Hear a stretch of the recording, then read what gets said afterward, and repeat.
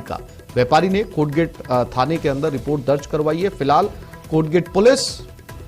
कोटगेट थाना पुलिस उस बदमाशों की तलाश में जांच शुरू कर चुकी है। ये खबर बीकानेर से।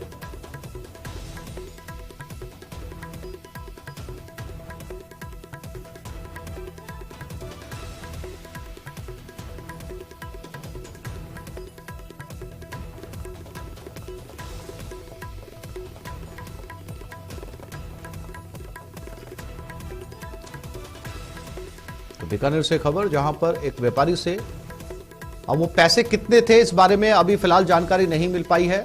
कितने पैसे लेकर बैग में व्यापारी जा रहा था, और जो बदमाश भी आए थे वो भी बताया जा रहा है कि स्कूटी पर सवार होकर आए थे। मनीष हमारे साथ बीकानेर से जुड़ गए। मनीष, कोटगेट जो है वो आमतौर पर बहुत भीड़ भाड़ वाला इलाका है। वहां पर अक्सर आप जब भी जाएंगे सुबह से लेकर रात तक आपको बहुत ज्यादा भीड़ नजर आएगी। ऐसे में कितना आसान तो नहीं रहा होगा उनके लिए स्कूटी के ऊपर बैग लेकर भागना। किसी ने रोकने की कोशिश नहीं की मनीष? जी, देर रात की ये घटना है, कोटगेट थाना क्षेत्र की घटना बताई जा रही है, जिसमें जहां पर एक जो व्यापारी जो है वो अपनी दुकान से जो बैग में है 1 लाख रुपए लेकर के जा रहा था। उसी दरमियान 2 युवक जो हैं वो स्कूटी पर सवार होकर आते हैं और उसको रुकवा करके उसकी आंखों में मिर्ची झोंक करके बैग जो है रुपए से भरा वो लेकर के फरार हो जाते हैं। पीड़ित ने पुलिस को सूचना दी, जिसके बाद में मौके पर पहुंची पुलिस ने जो है वो सीसीटीवी भी अब खंगालना शुरू कर दिया है और जो आरोपी हैं उनकी भी धरपकड़ की कोशिश की जाएगी। हालांकि अभी तक जो घटना है इसका कोई सीसीटीवी सामने नहीं आया है, लेकिन पुलिस की ओर से कोशिश की जा रही है कि जल्द से जल्द आरोपियों की गिरफ्तारी की जा सके। मनीष, बैग में पैसे कितने थे? जो व्यापारी हैं उसके बैग में लगभग 1 लाख रुपए की नकदी रखी हुई थी और यही नकदी लेकर के वो अपने घर की ओर जा रहा था, दुकान बढ़ा करके। रात के लगभग 9 बजे की ये घटना बताई गई है, जिसमें जो स्कूटी सवार जो युवक आए थे उन्होंने इस घटना को अंजाम दिया। व्यापारी की आंखों में मिर्ची झोंक दी और उसका बैग लेकर के फरार हो गई। जी मनीष, जानकारी के लिए आपका धन्यवाद।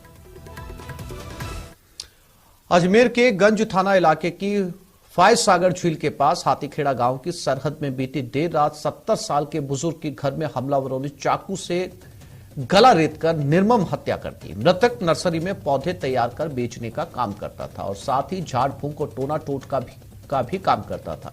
वारदात के बाद आरोपी मकान की दीवार फांदकर फरार हो गए।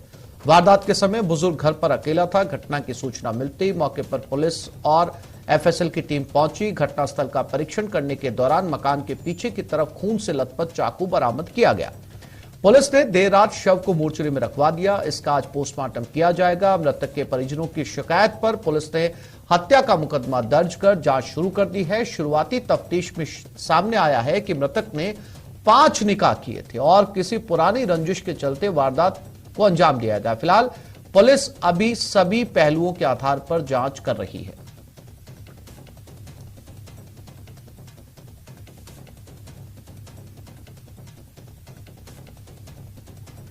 और अभिजीत दवे हमारे साथ अजमेर से जुड़ गए। अभिजीत, क्या था ये पूरा मामला?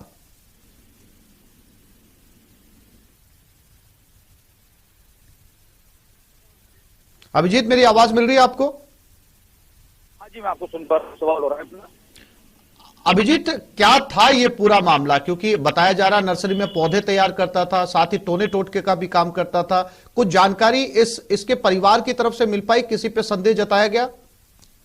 देखिए, जो इसके परिजनों की ओर से देर रात हत्या के बाद जो पुलिस को शिकायत दी गई है उसमें हत्या का मुकदमा दर्ज किया गया है और पुरानी रंजिश के चलते किसी स्पेसिफिक व्यक्ति का नाम नहीं लिया गया, लेकिन बताया जा रहा है कि ये पिछले 10 से 12 सालों से अपने परिवार से अलग हाथीखेड़ा गांव के नजदीक ही एक मकान बनाकर वहां पर अकेले रह रहे थे और इन्होंने 5 निकाह भी किए हुए थे और इसी के चलते पुरानी रंजिश ही टोड़ा टोटके का काम भी करते थे और साथ साथ नर्सरी का काम भी किया करते थे।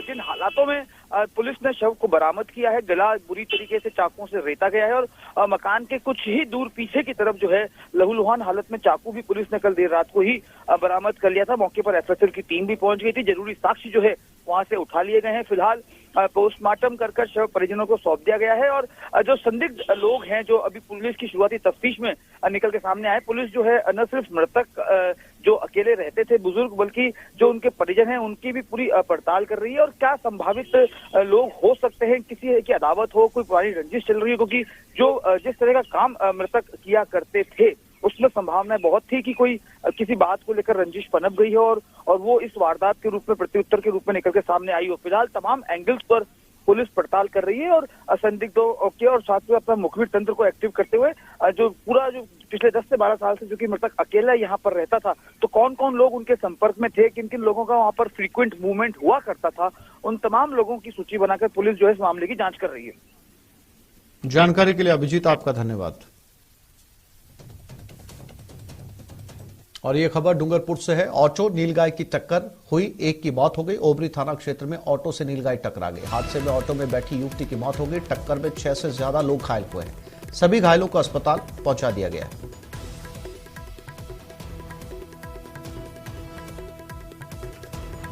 तो ओबरी थाना क्षेत्र में एक ऑटो से नीलगाय टकराई और इस नीलगाय के टकराने से जो युवती ऑटो में बैठी थी उसकी मौत हो गई और बताया जा रहा 6 से ज्यादा लोग घायल हुए हैं। डूंगरपुर से ये खबर।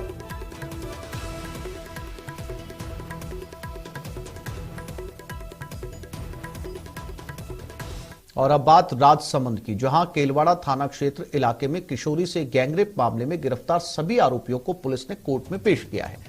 कोटा ने 7 आरोपियों को 8 दिन के पुलिस रिमांड पर भेज दिया है। आपको बता दें कि आरोपी किशोरी से 5 दिनों तक उदयपुर, मावली और सुखेर थाना क्षेत्र स्थित होटल में रेप करते रहे। राजसमंद पुलिस जांच प्रक्रिया में 1 सप्ताह तक उलझी रही और घटना के 13 दिनों बाद अपहरणकर्ता सहित सभी आरोपियों को गिरफ्तार किया। अब पुलिस किशोरी से आरोपियों की पहचान करवाएगी। अभी आज कल इनको गिरफ्तार किया था बापरदा। कुल 7 लोग हैं, इसमें एक बेपर्दा है, बाकी 6 बापरदा है। इनको गिरफ्तार करके आज दिन में इनका मेडिकल कराया और मेडिकल करने के बाद दोबारा इनका 8 दिन का हमने। और अब बात कोटा की, जहां पुलिस ने सटोरियों पर शिकंजा कसा है। पुलिस ने कोटा के ग्रामीण इलाके में अवैध जुआ और सट्टे के खिलाफ कार्रवाई करते हुए 29 आरोपियों को गिरफ्तार किया है। आरोपियों के कब्जे से पुलिस ने 17,400 की नकदी सहित अन्य सामग्री भी बरामद की है। कोटा ग्रामीण के कनवा, सुकेत और सुल्तानपुर और दिगोद इलाके में कार्रवाई करते हुए पुलिस ने आरोपियों को गिरफ्तार किया है।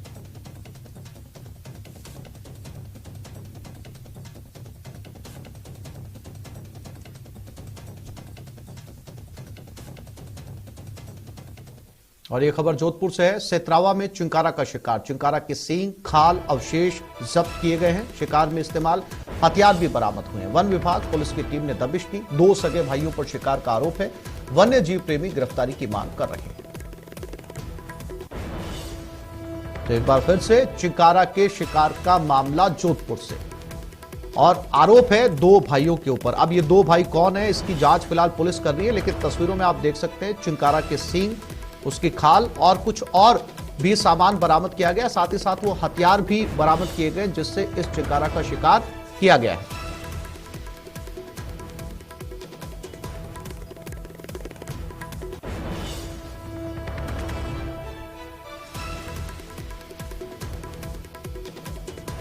ये खबर कोटा से, जहां जिले के खातोली थाना क्षेत्र के सम्मानपुरा में गाय द्वारा चारा खा जाने से नाराज होकर देवर ने अपनी भाभी पर हमला कर दिया और कुल्हाड़ी से वार कर गंभीर घायल कर दी। इसे 108 एम्बुलेंस की मदद से इटावा अस्पताल में भर्ती करवाया गया। खातोली थाना पुलिस मामले की जांच में जुट गई है। फिलहाल पुलिस इस मामले की जांच कर रही है।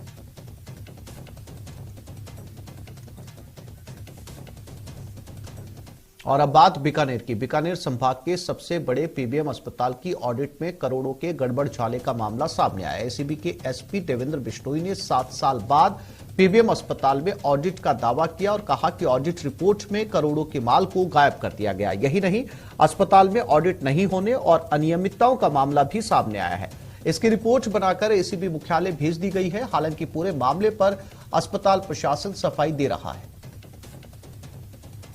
जो ऑडिट रिपोर्ट मेरे पास आई थी, उसको सरसरी तौर पे जो मैंने देखा था, तो जो जानकारी मेरे सामने है वो जानकारी ये थी कि काफ़ी साल से ऑडिट नहीं हुए इसके। पहली बार जयपुर से आगे वो टीम ने ऑडिट किया था और ऑडिट भी मेरा तो मानना है कि बड़ी संस्थाएं हैं, बड़ी संस्थाओं का ऑडिट एक परंपरा रही है कि ईयरली एक ऑडिट होता है और एक इंडिपेंडेंट संस्था से ऑडिट होता है।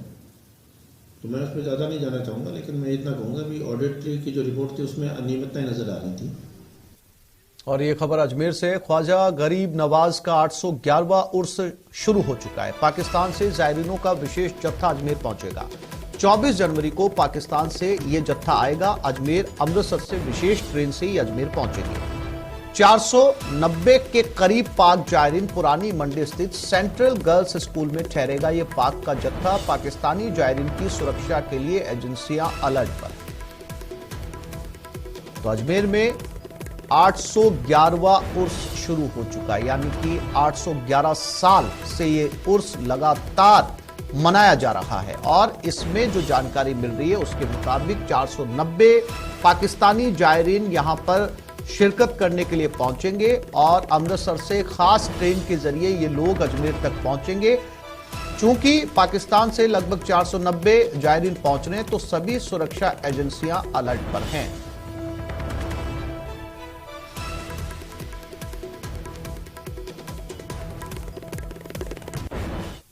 प्रदेश के सरहदी जिले श्रीगंगानगर में सर्दी के तीखे तेवर बरकरार हैं। हालांकि पश्चिमी विक्षोभ की सक्रियता की वजह से बादल ने रात के तापमान में मामूली बढ़ोतरी की है। इससे श्रीगंगानगर वासियों को रात के समय गलन भरी ठंड से हल्की राहत मिली है। प्रदेश के सरहदी जिले श्री गंगानगर में सर्दी के तीखे तेवर बरकरार हैं, लेकिन पिछले 2 दिनों से जिस तरह से कि मौसम विभाग ने पश्चिमी विक्षोभ की सक्रियता की संभावना जताई थी, उसके अनुसार बादलवाही होने की वजह से रात के समय जो गलन का एहसास था उसमें कहीं न कहीं मामूली रूप से राहत मिलती हुई दिखाई दे रही है। रात के तापमान में भी मामूली रूप से बढ़ोतरी दर्ज की गई है। वहीं मौसम विभाग ने आज से पश्चिमी विक्षोभ की सक्रियता के चलने की वजह से न केवल शीतलहर से राहत मिलने की उम्मीद जताई है, बल्कि न्यूनतम तापमान में भी हल्की या आंशिक रूप से बढ़ोतरी होने की संभावना जताई है।